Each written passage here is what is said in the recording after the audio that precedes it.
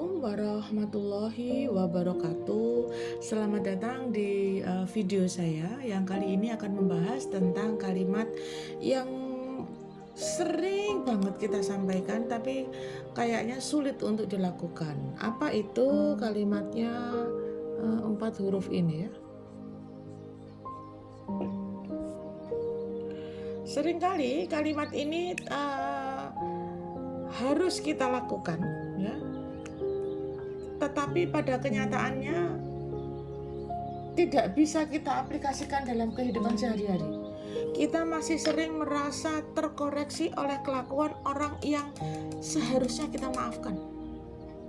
Ya, yang seharusnya kita maafkan. Lalu bagaimana pun caranya ketika kita sudah berusaha memaafkan tapi masih diulang-ulang kelakuannya gitu. Ketika kita berusaha untuk memaafkan apa yang dia lakukan, tapi kita serasa ketika dia mengulang kembali kesalahannya, ternyata masih error pakai banget sayanya masih belum bisa 100% sepertinya, masih sering termehek-mehek dengan kelakuannya. Saya nggak mau pun, saya nggak mampu, nggak kuat untuk bisa memaafkan ya. Pada momen yang satu ini, ternyata maaf itu bukan masalah kemampuan. Maaf itu selalu terkait dengan mau. Kalau Anda mau, maka Anda akan mampu. Bagaimanapun, buktinya saya masih termehek-mehek dengan kelakuannya. Proses.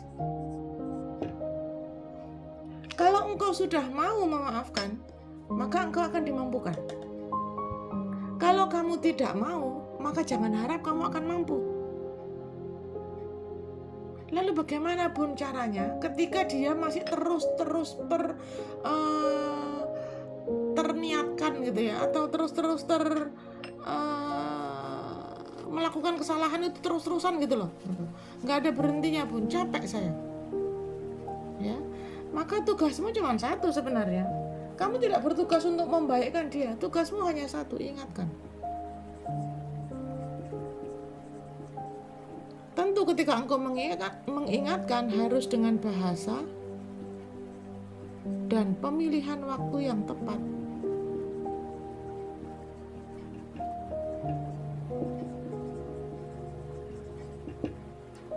Ketika engkau tidak mampu memilih bahasa yang baik dan pemilihan waktu yang salah, saya yakin 100% ketika engkau mengingatkan akan di-reject. Kalau sudah selesai mengingatkan pun, tapi kemudian dia terus mengulang, maka abaikan kelakuannya.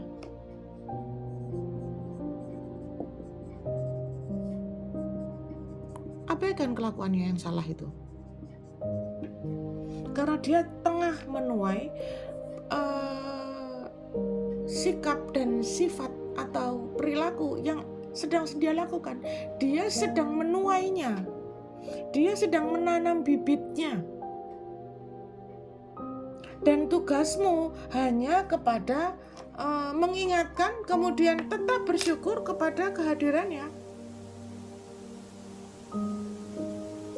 Tetap bersyukur pada kehadirannya.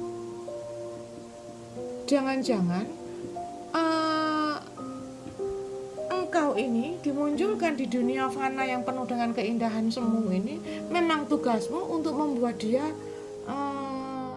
baik gitu. Jangan-jangan memang itu tugasmu. Dan saat ini tugasmu belum selesai gitu. Apakah bisa selesai? Pun bisa. Asalkan engkau tidak ikut-ikutan negatif gitu loh. Engkau tetap bersyukur dengan kehadirannya, engkau tetap menghargai, karena yang salah itu kelakuannya. Ini yang salah. Orangnya tidak. Orangnya tidak salah, yang salah kelakuannya. Berdoalah bahwa ketika kelakuannya membaik, engkaunya masih hidup gitu. Kamunya masih bisa melihat membaiknya dia, membaiknya hasil sabarmu, membaiknya hasil kebaikanmu. Pun berarti kita harus menerima semua yang dia lakukan kepada kita. Kita tidak berhak bahagia. Oh, tunggu dulu. Kita tetap berhak bahagia. Bukankah bahagia itu bukan karena orang lain, tapi kita sendiri yang menentukan. Bahagianya kita bukan karena baiknya kelakuannya, tapi karena kita memilih untuk bahagia. Kita memilih tugas kita, karena tugas kita itu kalau sudah jadi dulu ketika anak Anda itu masih berstatus anak, tugasmu itu hanya kepada orang tua. Engkau hanya diminta untuk menghormati orang tua dan orang yang lebih tua kan? Orang tua ini kan selalu diartikan orang yang melahirkan, begitu kan ya, ayah dan ibu. Tapi tidak, tetapi kepada semua orang yang dianggap lebih tua, guru, kayak tetangga, kayak Pak De Bude gitu. Kita hanya diminta untuk menghormati orang tua. Ya, hormat dan bakti kan begitu ya. Meskipun pada kenyataannya nanti ada adik, ada saudara yang lain gitu. Tetapi ketika engkau berubah menjadi istri, engkau tidak hanya terkonsen kepada orang tua, tapi juga engkau terkonsen kepada pasangan ya. Ini kalau sudah menikah, taruhlah ini pasangan berarti suami gitu kan ya. Termasuk istri, termasuk suami. Ketika dia sudah menjadi seorang suami, maka di sini pasangannya yaitu istri kan gitu ya, dibolak-balik samalah ya. Jadi Anda sekarang memiliki 2 item tempat Anda harus berbakti dan melakukan kebaikan. Apakah cuma ini saja ya? Tentu tidak ya, rodok pintar sedikit. Kalau saya bilang begini ya berarti yang lain juga dihormati ya, Pak De, Bude, saudara dan segala macam tetap gitu. Hanya kita berbaktinya kan kepada 2 item ini gitu. Tetapi ketika engkau sudah beralih posisi menjadi seorang ayah atau ibu, maka engkau memiliki cadangan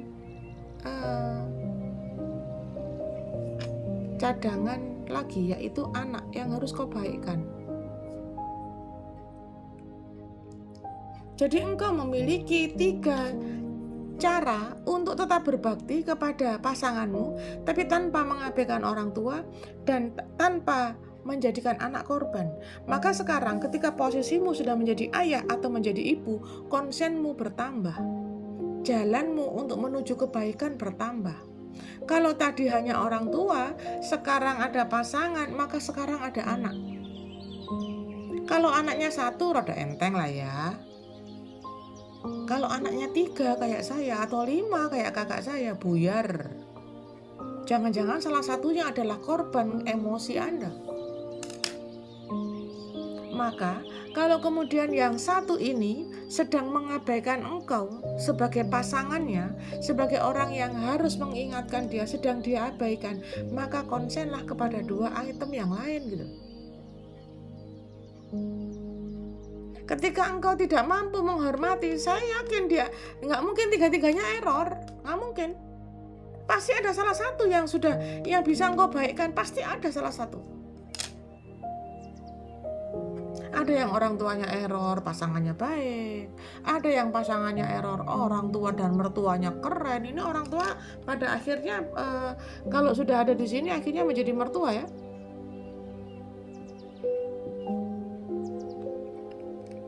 Ada yang anaknya error pakai banget tapi pasangannya baik, orang tua dan mertuanya baik, keren. Maka konsen untuk membaktikan diri, memfokuskan proses Anda berpikir kepada salah satu di antara mereka. Kalau engkau baik kepada orang tua dan engkau baik kepada pasangan, saya yakin 100%, 99% Anda akan mampu menghasilkan anak yang baik. Tetapi kalau engkau tidak mendapatkan orang tua yang baik dan pasanganmu pun juga menjadi gak jelas kelakuannya, maka jangan jadikan ini orang yang kelakuannya, item yang 1 ini, yang bagian anak ini, menjadi generasi yang kelak sama errornya dengan mereka. Maka baikkan dia. Karena ini hasilmu, karena kelak dia yang akan mengenangmu sebagai orang tuanya. Dan untuk menjadikan PR anak ini anak yang sukses, akhlak sukses, akidah sukses, ekonomi, itu tugas mereka berdua ini. Bagaimanapun kalau ibunya nggak jelas, ibunya isinya cuma emosi doang, maka jadilah ayah yang baik. Bagaimanapun kalau ayahnya tukang mabuk, tukang selingkuh, maka jadilah ibu yang baik. Sekeras apapun dunia tengah menempamu, jangan-jangan tugasmu itulah yang seperti itu membuat pasanganmu baik. Jangan-jangan memang itu tugasmu. Hanya kamu gak nyadar aja. Selama ini engkau berpikir bahwa konsentrasimu hanya kepada pasangan saja, anak engkau jadikan korban. Jangan-jangan sikap tidak baikmu sebagai seorang anak kepada orang tua itu dilihat oleh pasangan dan dilihat oleh anakmu. Ketika engkau berstatus sebagai seorang anak, ketika kamu jadi ayah ibu kan masih berstatus anak tuh bagi orang tua.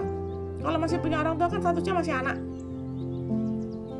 ya kan? Maka ketika engkau berstatus sebagai seorang anak, bagi orang tuamu, pasangan dan anakmu ini melihat. Kalau mereka melihat, mereka akan mencontoh. Jangan-jangan karena kelakuanmu sebagai seorang anak tidak baik kepada orang tuamu, mereka memberikan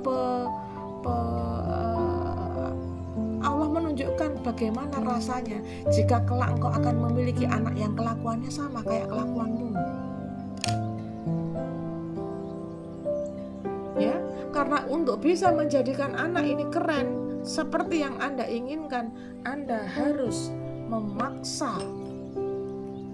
Kaitan di awal itu selalu dengan begini, saya geser ya. Selalu kaitannya di sini, paksa. Baru engkau bisa, maka engkau akan biasa. Paksa dirimu untuk mampu memaafkan orang-orang di sekitarmu. Paksa dirimu untuk tetap tersenyum sekeras apapun kehidupan membaikkan, menyiksamu, anything. Paksa engkau tetap untuk bahagia, untuk tetap bisa fokus kepada kebaikan pasanganmu, kepada kebaikan anakmu. Paksa dirimu untuk tetap membaikkan anakmu hingga engkau benar-benar bisa dan terbiasa membaikkan mereka. Paksa untuk kamu tetap baik, paksa untuk kamu tetap memiliki bahasa yang santuy, paksa dirimu untuk bisa melatih bahasa yang keren, bahasa yang santai, hingga kelak engkau akan bisa melakukan bahasa dan memilih waktu yang tepat untuk komunikasi, hingga nanti kamu akan terbiasa. Konsepnya ada di sini. Kalau kemudian 3 item ini tidak bisa kau lakukan, paksa, kamu tidak bisa memaksa dirimu sendiri, maka izinkan hawa nafsu yang mengelolamu gitu. Yang mengendalikan kamu tuh hawa nafsu.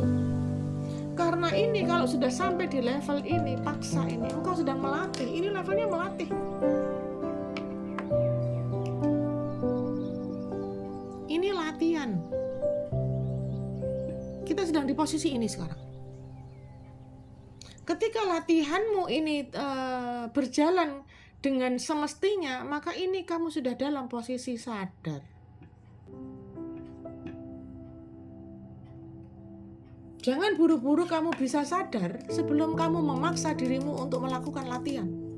Latihan apapun, latihan senyum, latihan grounding, latihan hanya sebagai seorang penyaksi saja, latihan penyaksi itu hanya melihat saja gitu loh. Karena engkau selalu melihat kelakuannya. Kenapa sih kok kelakuannya ini bisa salah pun? Karena engkau memiliki 2 item ini, mata dan telinga.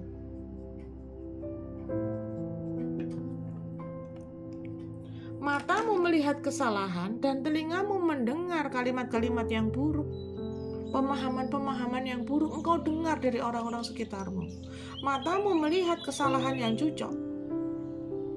So, ketika engkau ingin melatih itu, tutup 2 item ini.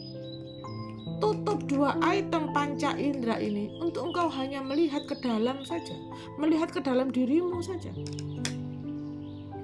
Ketika engkau menunjuk kesalahan orang lain, perhatikan 3 jari menunjuk kepadamu, tetapi 1 jari menunjuk kepada kesalahan orang lain. Maka 1 jari ini kemana? Coba lihat, dia menuju ke bawah. Maka seharusnya engkau harus banyak melihat kepada dirimu sendiri, bukan selalu menunjuk kalau ini cuma 1:3 nih. Apa maksudnya? Kok jempol harus ke bawah? Ini karena engkau diminta untuk meletakkan jidatmu yang penuh dengan ego itu tetap ke lantai, tetap dalam posisi engkau meletakkan jidatmu tidak memiliki ego, sama rata dengan kaki. Karena ini adalah sumber penderitaan. Sekali lagi, ini sumber penderitaan ini. Karena apa? Apa yang engkau lihat dan apa yang engkau dengar itu akan engkau turunkan kepada hatimu, kepada pikiranmu gitu. Maka jangan jadikan mata dan telingamu ini untuk melihat kesalahan, tetapi bersyukur kepada kehadiran. Jadikan mata dan telingamu ini tetap memancarkan kebaikan. Jangan jadikan matamu hanya melihat kesalahan, tetapi syukuri dulu kehadirannya. Kemudian jadikan mata fisikmu itu tertutup, sehingga engkau lebih banyak menggunakan mata batin. Mengapa begitu, Bun? Karena mata batin nggak kelihatan. Ketika engkau senantiasa menggunakan mata batinmu, engkau bisa bukan melihat yang astral ya, nggak melihat jin pocong, nggak begitu. Tetapi engkau bisa melihat kira-kira apa sih pesannya Allah menunjukkan orang yang dulu aku cintai, yang dulu aku rindukan kehadirannya, mengapa sekarang menjadi error? Mengapa item yang satu ini, pasangan atau suami ini, tidak aku syukuri lagi kehadirannya? Karena dia hanya melakukan kesalahan demi kesalahan. Dan itu sumber penderitaan, karena engkau melihat kesalahannya. Ketika engkau hanya melihat kesalahannya, engkaunya error, fisikmu error ya, kemudian muncul dendam, muncul macam-macam deh, anxiety, GERD dan segala macam. Itu penyakit bawaan itu. Bukan bawaan orang tua ya, bawaan ini loh. Bawaan dua ini. Mata dan telinga. Padahal ketika engkau bersyukur dengan kehadirannya, engkau tidak membutuhkan mata dan telinga, engkau hanya membutuhkan hati, membutuhkan rasa. Bagaimana dulu kehadiran suamimu itu bagian dari doamu. Mengapa dulu kamu udah error, sekarang baru error? Ya karena baru kelihatan pun salahnya, ya iyalah. Dia salah karena kamu yang salah kok. Dia salah karena kau tidak bersyukur dengan kehadirannya kok. Dia melakukan kesalahan, dia merasa kamu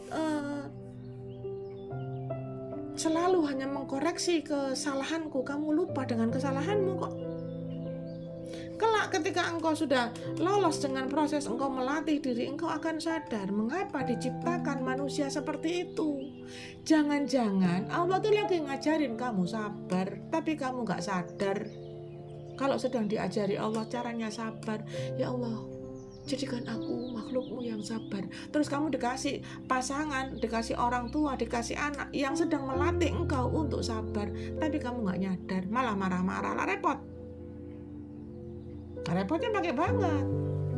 Kalau kamu sudah biasa latihan, sudah lolos, kamu sudah sadar, maka akan terbiasa. Engkau sudah tidak akan melibatkan rasa. Kalau sudah di sini, kamu sudah tidak melibatkan rasa. Karena sudah biasa, ya sudahlah biasa. Kok dia salah kok kamu diam aja santai? Ya iyalah. Kelak dia akan tahu. Anda sudah tidak lagi error.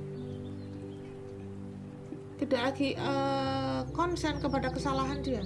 Engkau kalau sudah dalam posisi biasa ini, ya, engkau akan sudah ya, kalau dalam istilah agama Islam, lakum dinukum waliyadin. Ya, apa yang menjadi agamamu menjadi agamamu, agamaku. Apa maksudnya? Apa yang menjadi kelakuanmu, jadilah kelakuanmu. Yang menjadi kelakuanmu, biar aku yang kendalikan. Bagaimana responku, biar aku yang kendalikan. Karena segala sesuatu itu selalu tentang kendali.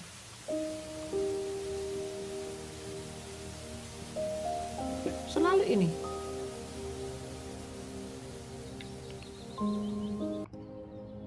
Jangan menjadi orang yang tidak memiliki kendali. Bagaimana engkau mengendalikan orang lain kalau kepada dirimu sendiri kau tidak mampu kendalikan? Engkau mengumbar emosimu, engkau tidak memiliki kendali atas dirimu sendiri. Engkau lebih memilih para jin, setan, para jin ibrit, kodam dan segala macam untuk mengendalikan dirimu, dan itu bukan kamu. Engkau kepingin mengendalikan orang lain. 3 item ini ingin engkau kendalikan, padahal mengendalikan dirimu sendiri kau tidak mampu. Jadikan dirimu ini contoh agar orang-orang di sekitarmu bisa melihat, oh, dia sudah mampu mengendalikan emosinya. Dia sudah mampu meletakkan kapan aku harus bahagia. Dan ini selalu tentang cara Anda untuk mengendalikan rasa, mengendalikan emosi, memilih bahasa, memilih waktu. Kan sedang latihan tadi itemnya. Kadang-kadang lost control, Bun. Nikmati lost control. Tapi ketika engkau sedang lost control, Anda tidak dalam kondisi yang meluap-luap. Kalian tidak, oh aku ingat, ya Allah, jadi Mbak Angga bilangnya harus latihan tuh. Maka sekarang aku sedang latihan. Anda tidak langsung ngebior begitu ya, bukan dalam rangka mengendalikan, karena beda antara mengendalikan ya dengan menahan.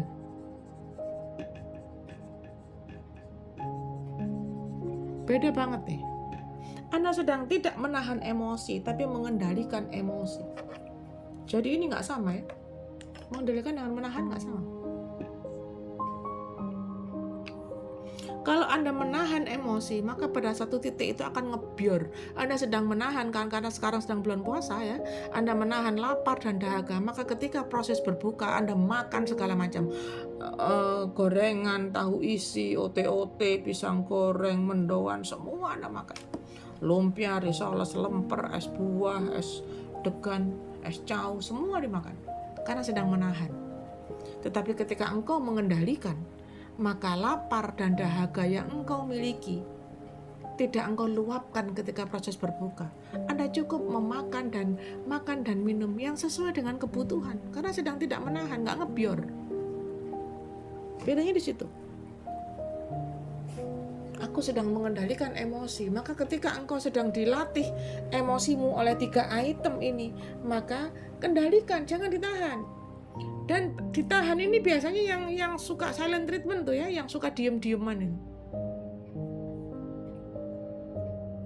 Apakah diem itu berarti menahan, Bun? Enggak juga. Ada proses ketika diem lebih memberikan panggung kepada mereka untuk bersikap gitu. Berikan saja panggung. Ambil, take your time, ambil waktumu. Kamu kepengen bersikap seperti apa, pengen berbuat apa, ambil saja, lakukan saja. Aku nggak akan ikut-ikutan dengan kelakuan salahmu gitu. Itu namanya mengendalikan. Tapi ketika engkau sama-sama nyolotnya, sama-sama marahnya, sama-sama levelnya, engkau sedang tidak mengendalikan tapi sedang menahan. Diammu itu karena menahan amarah, bukan mengendalikan amarah. Ya, jadi miliki cara kendali terhadap emosimu. Karena kembali lagi bahwa mengendalikan orang lain tidak akan bisa kau lakukan ketika dirimu sendiri tak mampu engkau kendalikan. Engkau tak mampu mengelola.